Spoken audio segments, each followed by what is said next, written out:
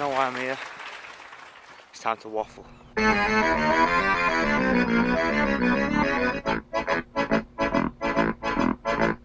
couple of quick points to make. Last episode was far too long, but I know now how much to shoot, and that's fine. It's coming real quick. Also, no blizzard today, so shouldn't have any problem filming. The main thing I'm going to be waffling about today is my crime films. But before I get to my crime films, I want to talk about John Woo. John who? John Woo. Who? John Woo. Who? John Woo. John Woo. Okay, we're talking about one of the greatest action directors of all time. Why do I want to talk about him? Pretty simple really. I've just done a Hong Kong action week. I've watched everything from a film that inspired Reservoir Dogs to Jackie Chan films, Bruce Lee films, and majority of the week John Woo films, because I've never really watched them. Studied his action scenes, never watched his films, and it's safe to say, I mean, Oh my god! he's fucking sick. Guy is crazy good. Guy's crazy good. So I just want to talk about him today. Now, like I said, I've been studying John Woo for a while in terms of how he shoots action sequences, but I've never actually watched his films. Pretty sick. They're pretty good. Pretty good. His early films are like mid-80s to late 80s, and you can sort of tell, you know, they're quite dated. The music's super dated. The music's pretty good in some of the films though. I'm forgetting off the top of my head which ones the music's good in, but these ones have got really good music in them, especially the themes. But yeah, they do feel, you know, dated. They're a little bit amateurish at times, not because of his talent or direction, nothing to do with that, just more to do with working with a lower budget, you know, than he eventually did in the 90s when he was doing American action blockbusters. But even then, when the films feel like that, you're still emotionally invested in the characters, so when the big plot points happen, you don't really care that there's the odd cheesy dialogue and there's the odd bad acting and there's the horribly dated music at times. You're not bothered by it because the story and the characters are just so good. Which takes you to the first reason why his action scenes are so good. You care about his characters every time. Whether the film's okay or great, you always at least care about the characters. So as soon as you get into the action scene, you're like, shit, is he gonna die or not? Which comes to point number 2. John Woo's a fucking savage. Like, he kills off his characters in films so easily, and at the same time he also fake kills them off quite a lot as well. That's another trend. Directors have trends, you know, especially the point I'll get to later.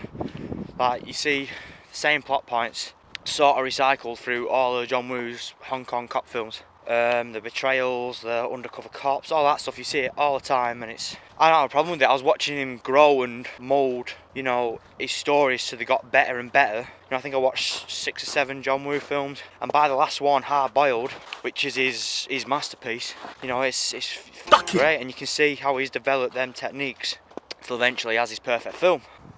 Which comes to point number 3 of his action scenes. The way he directs them, the way he shoots them, and the way he edits them. We're going to put it into one point. He creates carnage, and yet you know exactly what's going on. You know the layout of the room, the mapping, you understand where every character is, and it's so clear, even though it's so chaotic, it's crazy. So we'll have a guy burst into the room, and he likes to do these sort of wide shots as well. He doesn't hold it too tight. Wide shot, guy bursts in the room, he's shooting everyone, and then you cut. As if a character fires a bullet, you cut to the guy getting shot, and it's this slow motion carnage of like a guy flying through the air, sparks in the background, and because he uses slow mo shots, it gives you time to take in all the background and what's going on, and you can, like, you know, render the information in your head, like, so you definitely know, right, so they're dead, they've just been shot, they've just hidden behind a corner. It's perfect. Guy's genius.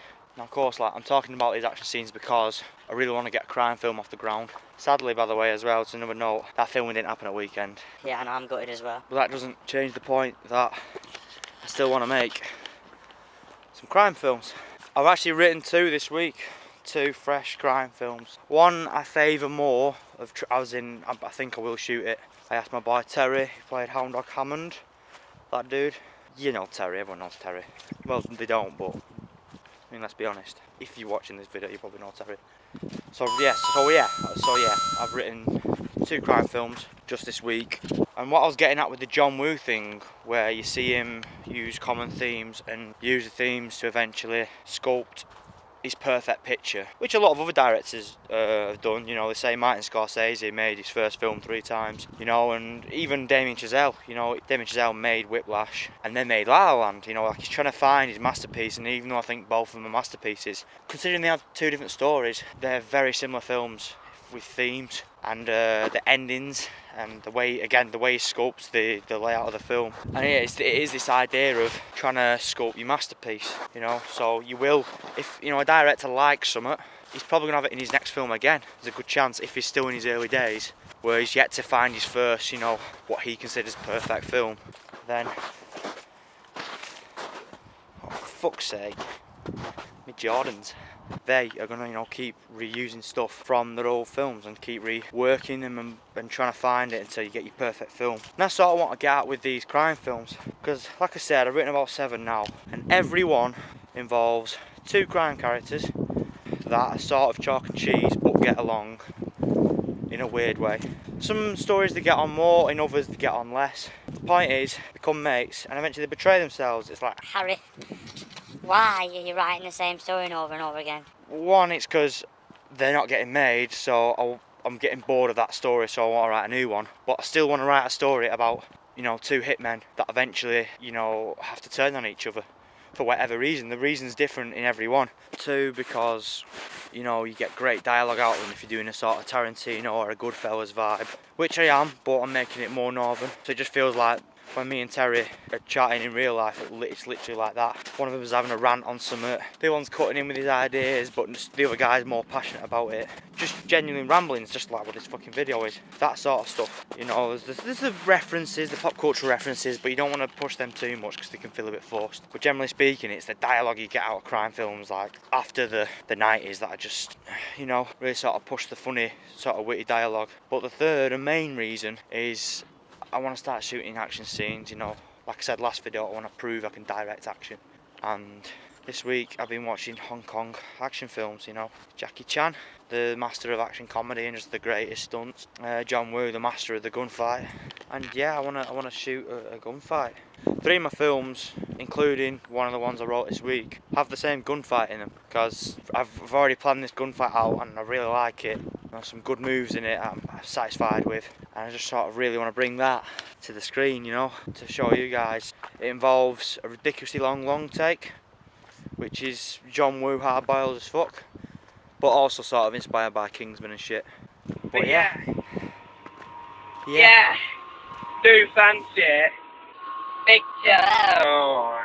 You know, I could just write a quick action scene just to shoot and then put on YouTube the next day. If you guys really want to see me direct an action scene, you know, without having to care, like characters, just want to see if I can, you know, do a cool one, I'll do that. You know, that sounds fun. In fact, yeah, show some interest if you want that.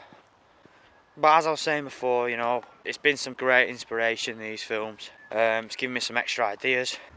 And generally speaking, if you just want to get involved with one of my films, whether it's a crime one or a Captain Connery one, just hit me up. We're always looking for people to help out.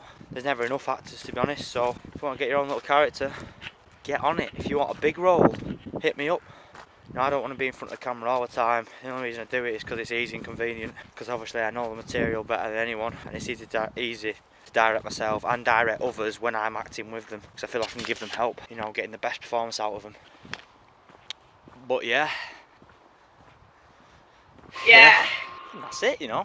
It's sort of really what I wanted to get off my chest. I talked about John Woo and how he's good and why he's good, and talked about how, you know, that's influenced me on what I want to make. So yeah, that's sort of really what I wanted to get off my chest. So I guess I'm just going to end it there, I think.